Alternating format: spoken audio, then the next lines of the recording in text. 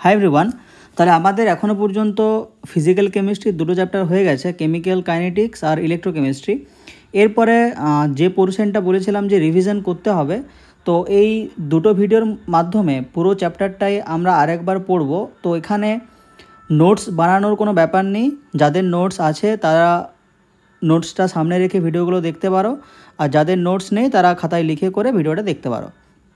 তাহলে খুব কম সময়ের মধ্যেই এই দুটো চ্যাপ্টার ইজিলি কভার করা যাবে, আর দেখতেও কোনো রকম বোরিং ফিল হবে না। ঠিক আছে, তো প্রথমে কেমিক্যাল কাইনেটিক্সটা শুরু করব। কেমিক্যাল কাইনেটিক্স 4 থেকে 5টা ক্লাস লাগবে, আর ইলেকট্রোকেমিস্ট্রিও 4 থেকে 5টা ক্লাসের মধ্যে কভার আপ হয়ে যাবে। এরপরে যাদের ক্ষেত্রে চ্যাপ্টারটা পড়া আছে ঠিকঠাক করে, কোনো রকম প্রবলেম নেই, তাদের এই ভিডিওটা দেখার কোনো রকম দরকার নেই। ঠিক আছে, তো তারা যখন অফলাইন ক্লাসে আমি রিভিশন করাবো সেই রিভিশনের সময়ই রিভিশন করে নেবে, আর তারপরে ওই চ্যাপ্টার দুটো থেকে নিউমেরিক্যাল আমি করে দেবো। ওকে, তো এই কেমিক্যাল কাইনেটিক্স বা রাসায়নিক গতিবিদ্যা এই চ্যাপ্টারটা পড়া হয় কিসের জন্য? তো আমি যদি বলি যে কোনো একটা রাসায়নিক বিক্রিয়া, সেই বিক্রিয়াটা কত গতিতে ঘটবে বা কত স্পিডে ঘটবে বা কত তাড়াতাড়ি ঘটবে বা কত ধীরে ধীরে ঘটবে, সেইগুলো তোমাকে যদি বলে যে বের করো, তো সেই ক্ষেত্রে আমরা এই কেমিক্যাল কাইনেটিক্সকে কাজে লাগাতে পারি। সেকেন্ডলি, ধরো কোনো একটা বিক্রিয়া অনুঘটকের উপস্থিতিতে ঘটছে, এরপরে অনুঘটকের উপস্থিতিতে যদি বিক্রিয়াটা ঘটে, সেটা স্পিডে কেন ঘটে?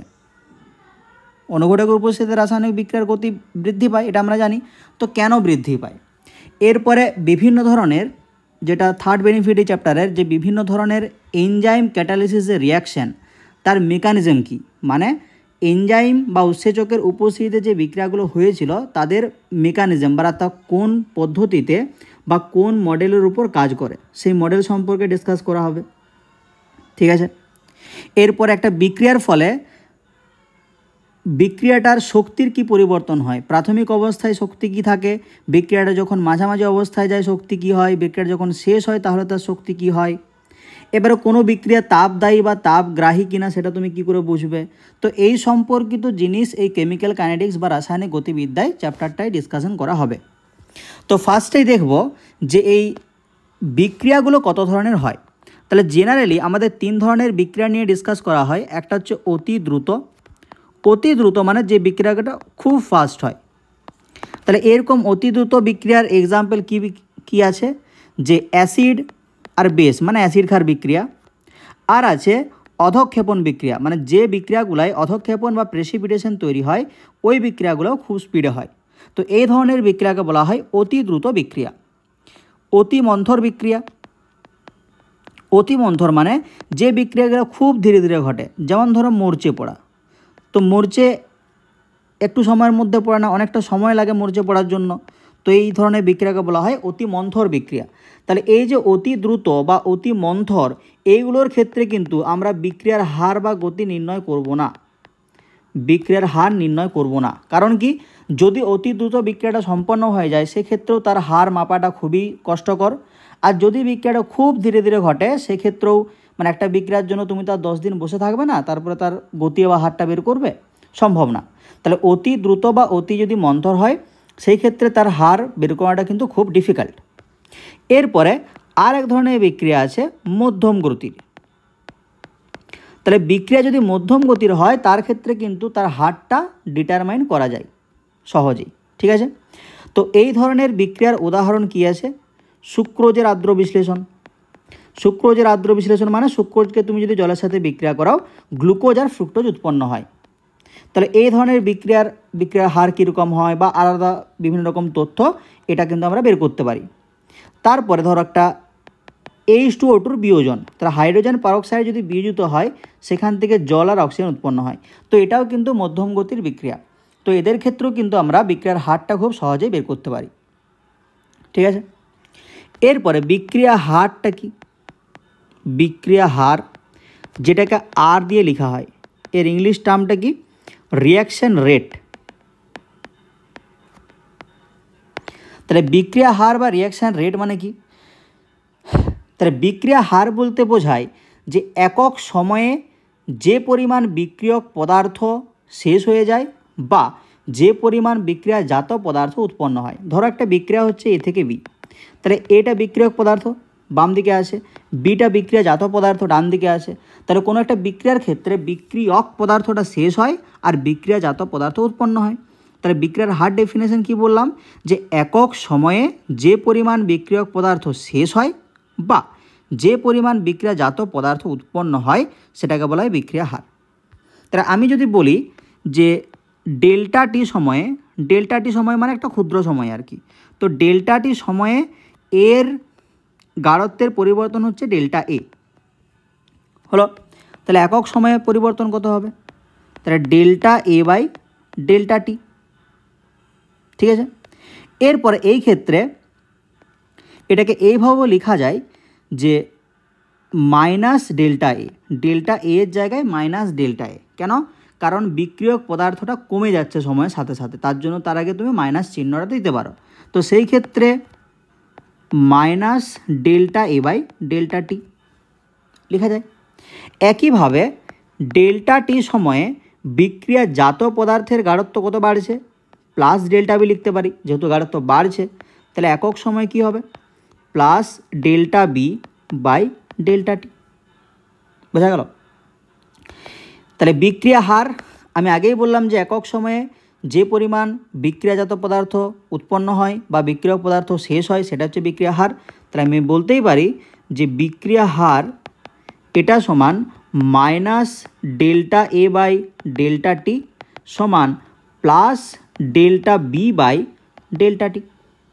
ব্যাস। এরপরে তাহলে এই যে বিক্রিয়াটা ছিল এ থেকে বি, এখানে দেখো এ বা বি এর আগে কোনো সহগও নেই।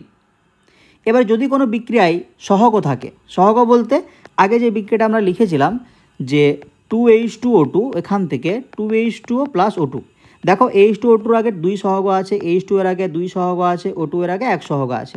তাহলে এই ধরনের বিক্রিয়ার ক্ষেত্রে বিক্রিয়া হার সমীকরণটা আমরা লিখব কীভাবে, তাই আমি ধরে নিচ্ছি x সংখ্যক এ আছে, এখান থেকে y সংখ্যক বি তৈরি হচ্ছে। তাহলে এই ক্ষেত্রে এই সহগ থাকার জন্য পার্থক্যটা কি আসবে, তাহলে আর সমান আমরা লিখব যে মাইনাস ওই সহগটা বাই হয়ে যাবে, তাহলে -1/x delta A by delta T, আর প্রোডাক্ট কি আছে বি, তাহলে +1/y delta B by delta T. এইটুকুই ডিফারেন্স। তাহলে যেটা সহগ আছে সেটা বাই হয়ে যাচ্ছে। এক সেকেন্ড।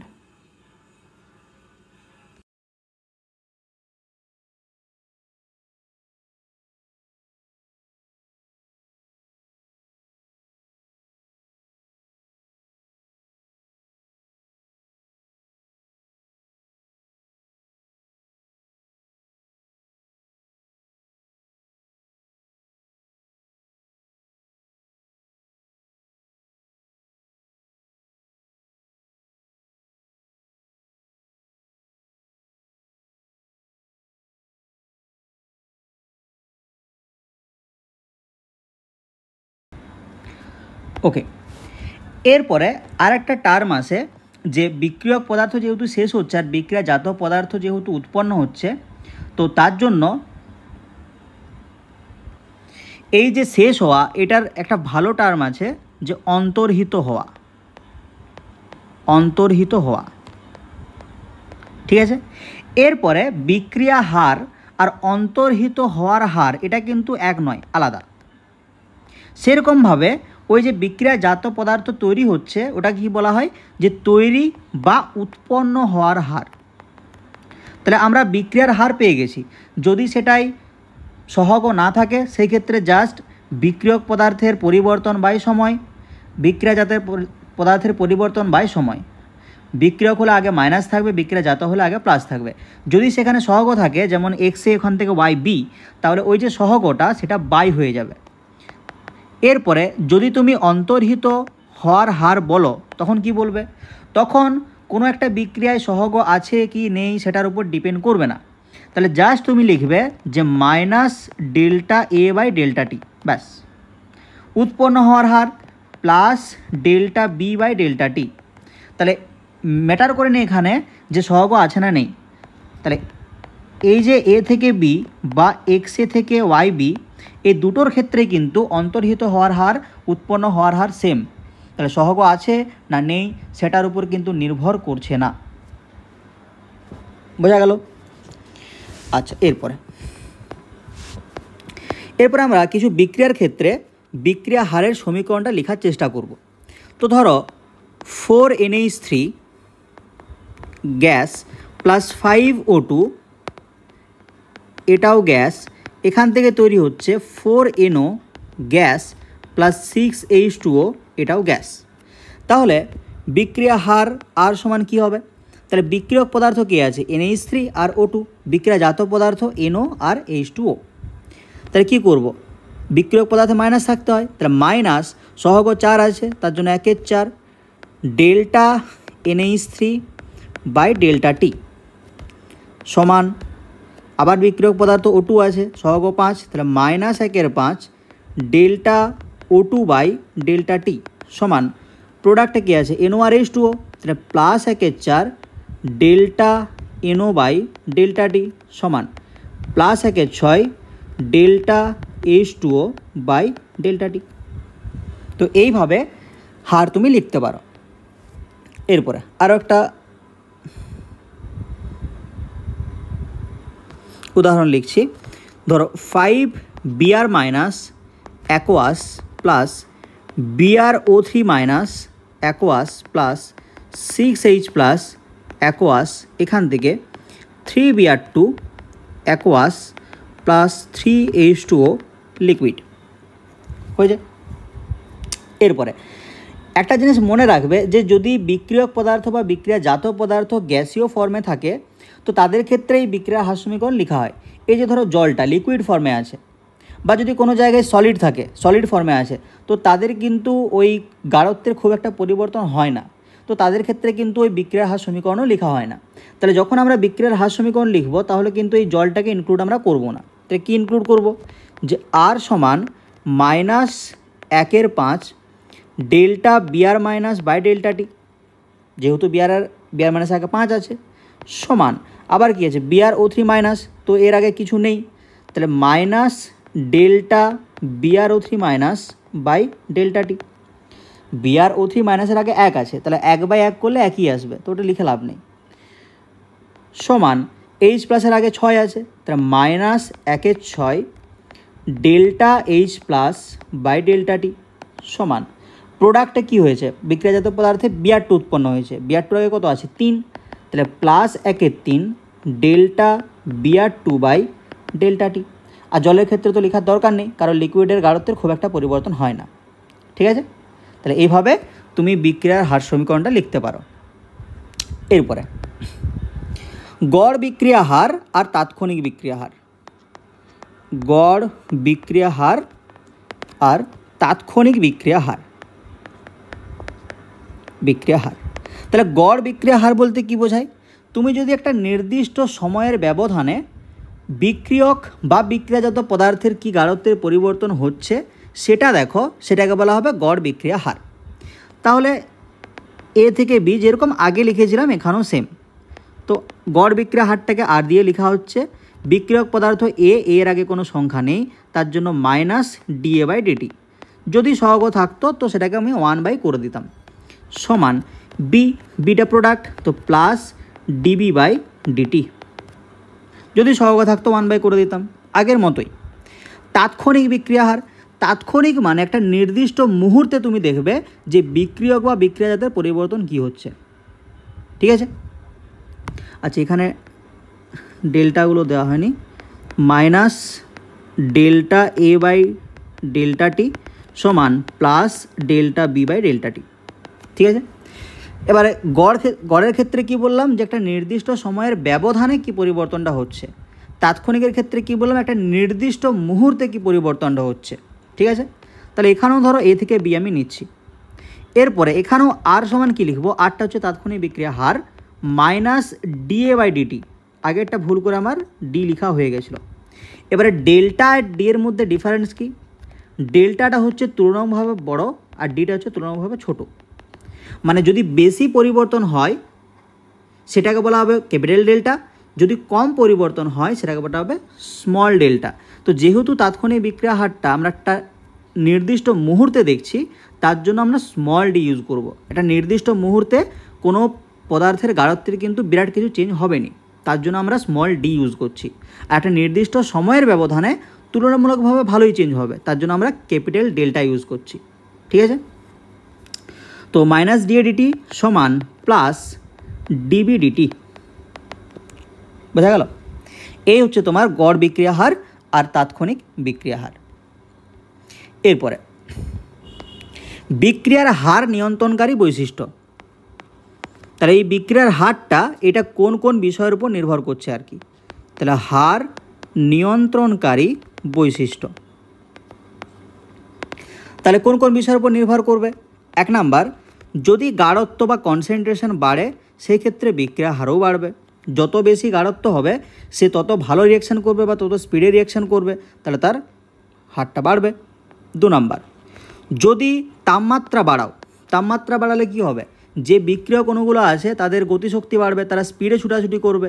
স্পিডে যদি ছুটাছুটি করে অণুগুলোর মধ্যে ধাক্কা বেশি হবে, ধাক্কা যত বেশি হবে তত বিক্রিয়াজাত পদার্থ উৎপন্ন হবে। তার জন্য তাপমাত্রা বাড়ালেও বিক্রিয়ার হার কিন্তু বাড়ে। 3 নাম্বার, পৃষ্ঠতলের ক্ষেত্রফল। তাহলে একটা বিক্রিয়কের, ধরো একটা বিক্রিয়ক অণু হচ্ছে এরকম, আর একটা বিক্রিয়ক অণু হচ্ছে তোমার এরকম, ঠিক আছে?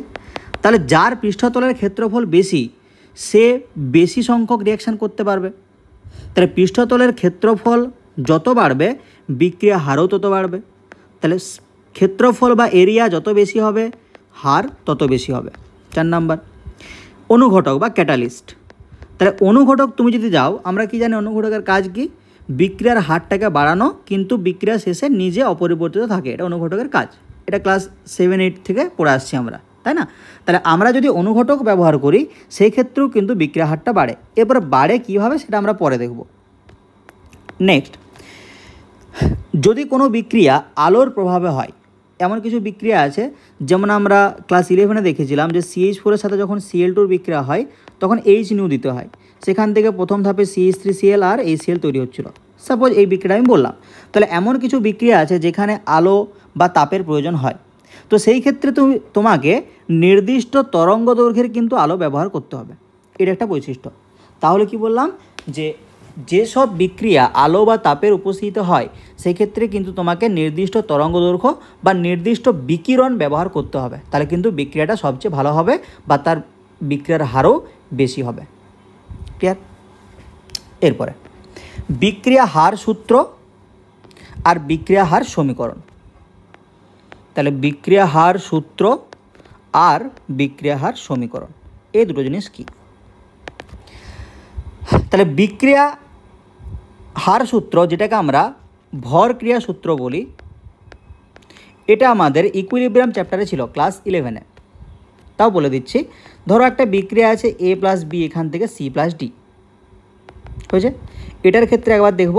আর সহগ সহ বিক্রিয়া থাকলে কি হয়, AA + BB এখান থেকে CC + DD, মানে A সহগ হচ্ছে স্মল a, B এর সহগ স্মল b, C এর সহগ স্মল c, D এর সহগ স্মল d। তাহলে বিক্রিয়ার ক্ষেত্রে আমি ভর ক্রিয়া সূত্র মানে কি বলবো, যে কোনো একটা বিক্রিয়ার বিক্রিয়া হার, ওই যে বিক্রিয়া সেই সমীকরণের অনুসংখ্যার ঘাতে উন্নীত বিক্রিয়কগুলির সক্রিয় ভরের সমানুপাতিক। তাহলে বিক্রিয়া হারটা কার সমানুপাতিক? ওই যে বিক্রিয়া সমীকরণটা আছে ওই সমীকরণের বিক্রিয়কগুলোর যে সংখ্যা আছে সেই সংখ্যার ঘাতে উন্নীত সক্রিয় ভরের সমানুপাতিক। তাহলে আমি বলতেই পারি যে R সমান বা R প্রপোর্শনাল টু বিক্রিয়ক কে আছে A, তার সক্রিয় ভর। তাহলে বিক্রিয়কের ক্ষেত্রে সক্রিয় ভর আমি এইরকম থার্ড ব্র্যাকেটের মাধ্যমে দেখাবো, আর B তার সক্রিয় ভর মানে আমি থার্ড ব্র্যাকেটের মধ্যে দেখাবো। এবার সক্রিয় ভর কি হতে পারে, গাঢ়ত্ব হতে পারে, প্রেসার হতে পারে, তো এই ক্ষেত্রে আমরা গাঢ়ত্বটা ইউজ করি, ঠিক আছে। তাহলে এই যে বিক্রিয়ার হারটা এটা কার সমানুপাতিক, A এর গাঢ়ত্ব আর B এর গাঢ়ত্ব তার সাথে সমানুপাতিক। এরপরে গাঢ়ত্বটাকে এরকম থার্ড ব্র্যাকেটের মধ্যে লেখা হয়, এটা আমরা ইকুইলিব্রিয়াম চ্যাপ্টারে দেখেছিলাম। এরপরে যেহেতু A এর আগে 1 আছে তার জন্য A⁴ B এর আগেও 1 আছে B⁴, তাহলে R প্রপোর্শনাল টু AB। তাহলে আগে 1 থাকলে মাথায় 1 হবে, মানে চেঞ্জ কিছু হবে না। এরপরে যে ক্ষেত্রে সহগ ছিল কী করব, তাহলে বিক্রিয়া হারটা কিসের উপর নির্ভর করবে, A আর B এর সক্রিয় ভর মানে A আর B এর গাঢ়ত্ব, যেটাকে আমরা থার্ড ব্র্যাকেটের মধ্যে লিখছি। A এর আগে সহগ কত আছে 1, তার জন্য মাথায় 1, বি এর আগে সহগ কত আছে বি, তার জন্য মাথায় বি। ক্লিয়ার? এরপরে এই যে সমানুপাতিক চিহ্নটা আছে এটাকে তোলার জন্য আমরা একটা ধ্রুবক দিয়ে গুণ করব। তাহলে কে ইন্টু এ এর গাঢ়ত্ব ইন্টু বি এর গাঢ়ত্ব, এই কেটাকে বলা হয় হার ধ্রুবক। হলো, এখানেও সেম। তাহলে আর সমান K into A to the power A B to the power B, এই যে কেটা পেলাম এটাকে বলা হবে হার ধ্রুবক। ক্লিয়ার?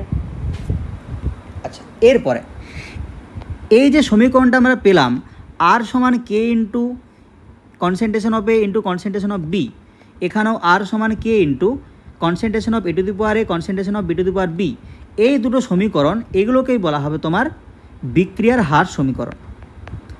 বিক্রিয়ার হার সমীকরণ। ঠিক আছে? আচ্ছা, এরপরে এই যে বিক্রিয়ার হার সমীকরণগুলো পাচ্ছি এদের মাথায় এক হবে, এ হবে, বি হবে, এটা কিন্তু সব সময় নাও হতে পারে। মানে এখানে যেমন এর আগে এক আছে, বি এর আগে এক আছে, তার জন্য আমি এর মাথায় এক, বি এর মাথায় এক লিখেছিলাম। এখানেও এর আগে এ আছে, বি এর আগে বি আছে, তার জন্য এখানে A to the power A B to the power B লিখেছিলাম। এরপরে সব ক্ষেত্রে যে এটা হবেই তার কিন্তু কোনো কথা নেই। ঠিক আছে? তাহলে এই বিক্রিয়ার হার সমীকরণটা কি হবে সেটা আমরা প্রাথমিক ধারণাটা এখানে পেলাম, যে আগে যেটা সংখ্যাটা থাকে সেটা মাথায় লিখতে হয়, কিন্তু সব ক্ষেত্রে যে এটাই হবে তার কিন্তু কোনো কথা নেই। তার জন্য তোমাদের ওখানে নোট দিয়ে একটা কথা লেখা আছে, দেখবে যে ওই বিক্রিয়ার হার সমীকরণটা কি হবে সেটা কিন্তু পরীক্ষার উপর নির্ভর করে। মানে পরের বিক্রিয়ার যে হার সমীকরণটা আমি লিখেছিলাম K into A to the power A B to the power B, এটা কিন্তু আমি দেখবে পরীক্ষা থেকেও পেতে পারি যে আর সমান A to the power A B to the power 1, এটাও কিন্তু হতে পারে। বোঝা গেল? তাহলে ভরক্রিয়া সূত্র থেকে তুমি যে হার সমীকরণটা পাচ্ছ সেটা কিন্তু সব ক্ষেত্রে ঠিক নাও হতে পারে। এরপর তুমি বলবে তাহলে যে এত সমীকরণ আছে তাদের কি বিক্রিয়ার হার সমীকরণ মনে রাখবো? না, মনে রাখার দরকার নেই। ম্যাক্সিমাম ক্ষেত্রে বিক্রিয়ার হার সমীকরণ দেওয়া থাকবে, যদি না দেওয়া থাকে তোমাকে বলা থাকবে যে তুমি কীভাবে বের করবে, বা হার সমীকরণ কীভাবে বের করা হয় সেটাও কিন্তু তোমাদের ওই নিউমেরিক্যাল ক্লাসে আমি শিখিয়ে দেবো। ঠিক আছে? তাহলে এখন একটাই জিনিস খেয়াল রাখবে যে যখন কোনো একটা বিক্রিয়ার ক্ষেত্রে তুমি হার সমীকরণ লিখবে সেটা কিন্তু এই বিক্রিয়কের আগে কি আছে, এক আছে, দুই আছে, এ আছে, বি আছে, সেটার উপর সব সময় ডিপেন্ড নাও করতে পারে। কিছু কিছু ক্ষেত্রে করে, সব সময় নাও করতে পারে। এইটুকুই। ক্লিয়ার? ওকে। তো সেই সম্পর্কিতই কিছু উদাহরণ দেখবে লেখা আছে, যে ধরো 2N2O5 যেটা গ্যাস, এখান থেকে উৎপন্ন হচ্ছে 4NO2 gas plus O2 gas.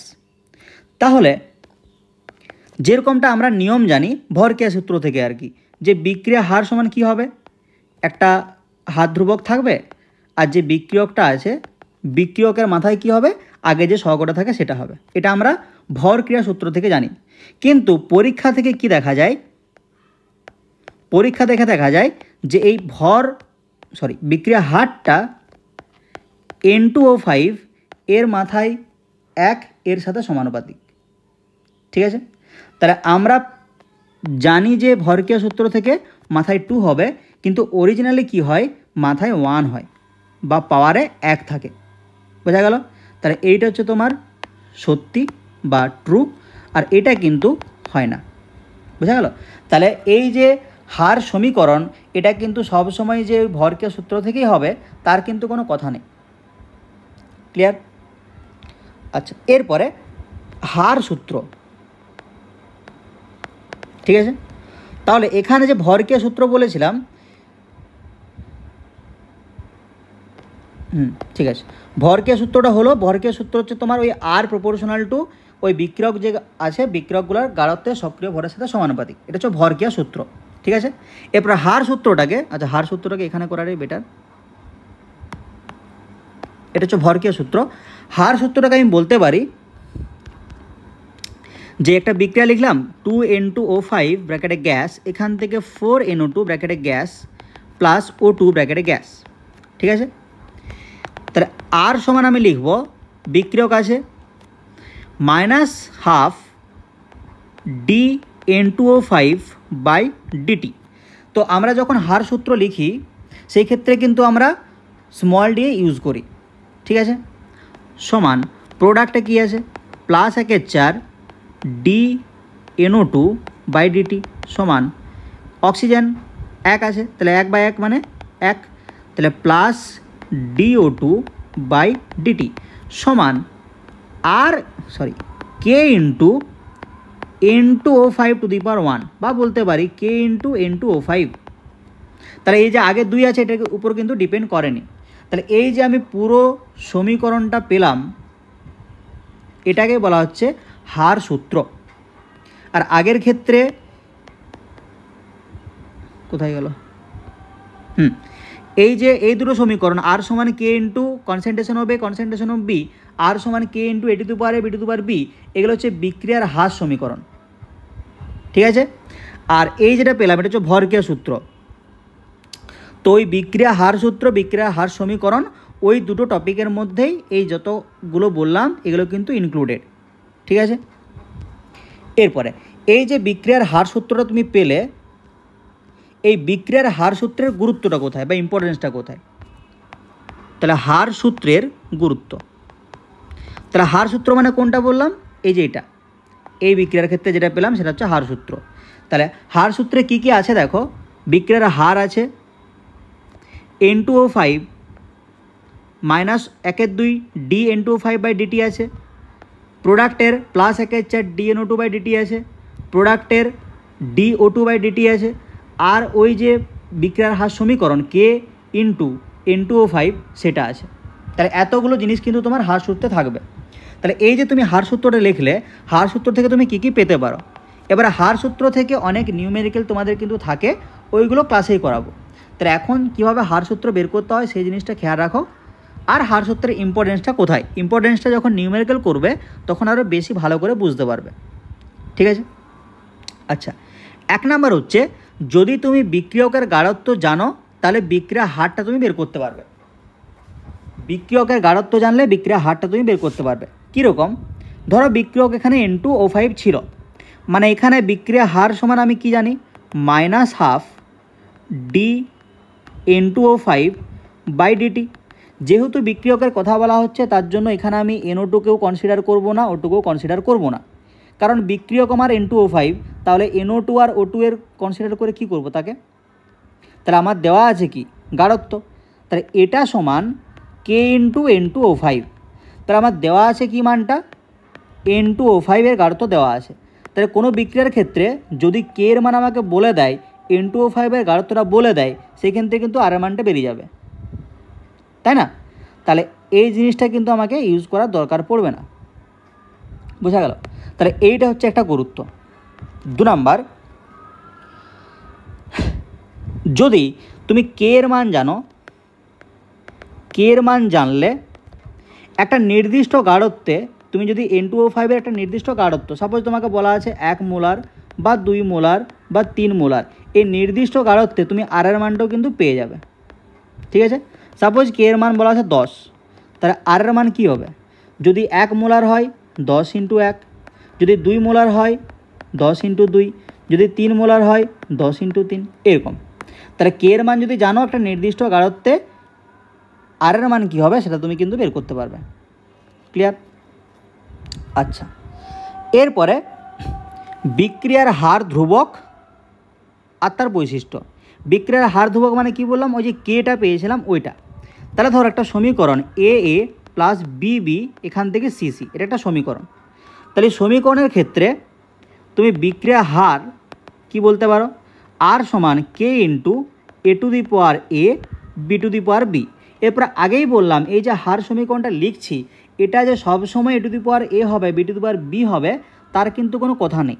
তাও আমি ধরে নিচ্ছি যে A to the power A B to the power Bও, এটা এরকমও হতে পারে আর সমান K into A to the power 1 B to the power B, এরকমও হতে পারে আর সমান B to the power B, ওখানে A নাই, হতে পারে, যা খুশি হতে পারে। তো আমি ধরে নিচ্ছি যে এটা A to the power A B to the power B। তো আমি যদি A এর গাঢ়ত্ব আর B এর গাঢ়ত্ব 1 বসাই তাহলে সেই ক্ষেত্রে কি হবে, আর সমান K into 1 two the power A 1 two the power B, তো আমি বলতেই পারি যে আর সমান কে। তাহলে যখন বিক্রিয়কগুলোর গাঢ়ত্ব এক হবে, বিক্রিয়কগুলোর গাঢ়ত্ব এক বা একক হবে, সেই ক্ষেত্রে তুমি যে ওই বিক্রিয়ার হার পাবে সেটা হচ্ছে হার ধ্রুবক। কারণ এক হলেই আর সমান কে, বিক্রিয়কের গাঢ়ত্ব যদি এক হয় সেই ক্ষেত্রে আর সমান কে। তো এখান থেকে বলা যায় যে বিক্রিয়কের গাঢ়ত্ব এক বা একক হলে যে হারটা পাবো সেটা হচ্ছে আমার হার ধ্রুবক বলতেই পারি। এরপরে এই যে কে, এর বৈশিষ্ট্য কী, কে এর বৈশিষ্ট্য কী? তাহলে কে এর বৈশিষ্ট্য কী? এক নাম্বার, যদি টেম্পারেচার ফিক্স থাকে বা উষ্ণতা ফিক্স থাকে সেই ক্ষেত্রে এই কেটাও কিন্তু ফিক্স থাকবে। কি বললাম? যদি টেম্পারেচার ফিক্স থাকে তাহলে কিন্তু কে এর মানটাও ফিক্স থাকবে। যদি তুমি টেম্পারেচার বাড়াও, টেম্পারেচার যদি বাড়াও সেই ক্ষেত্রে কিন্তু কে এর মানও বাড়বে। টেম্পারেচার কমালে কে এর মান কমবে। তো টেম্পারেচার ফিক্স মানে কে ফিক্স, টেম্পারেচার বাড়ালে কে বাড়বে, টেম্পারেচার কমালে কে কমবে। নেক্সট, যদি কোনো জায়গায় অনুঘটক বা ক্যাটালিস্ট থাকে, তাহলে অনুঘটক বা ক্যাটালিস্ট থাকলে সেই ক্ষেত্রে কে এর মান কী হয়? বেশি হবে। তাহলে কোনো জায়গায় অনুঘটক বা ক্যাটালিস্ট ইউজ করা হলে কে এর মানটা বেশি হবে। ঠিক আছে? আচ্ছা, এরপরে 4 নাম্বার, একটা নির্দিষ্ট উষ্ণতায় মানে কে এর মানটা তুমি ফিক্স রেখে দিয়েছো, তো সেই ক্ষেত্রে কে এর মানটা বিক্রিয়কের গাঢ়ত্বের উপর নির্ভর করবে না, বিক্রিয়কের গাঢ়ত্ব বা কনসেন্ট্রেশনের উপর নির্ভর করবে না। তাহলে কোনো একটা জায়গায় যদি টেম্পারেচার বা তাপমাত্রার মান যদি ফিক্স থাকে বা স্থির থাকে সেই ক্ষেত্রে ওই বিক্রিয়ার যে হার ধ্রুবক তার মানটা কিন্তু বিক্রিয়কের কনসেন্ট্রেশন বা গাঢ়ত্বের উপর নির্ভর করবে না। ঠিক আছে? আচ্ছা, এই ক্লাসে এতটাই থাক। নেক্সট ক্লাসে বিক্রিয়ার ক্রম বা অর্ডার অফ রিয়াকশান এই সম্পর্কে একটু পড়ব। ঠিক আছে? ওকে, থ্যাংক ইউ।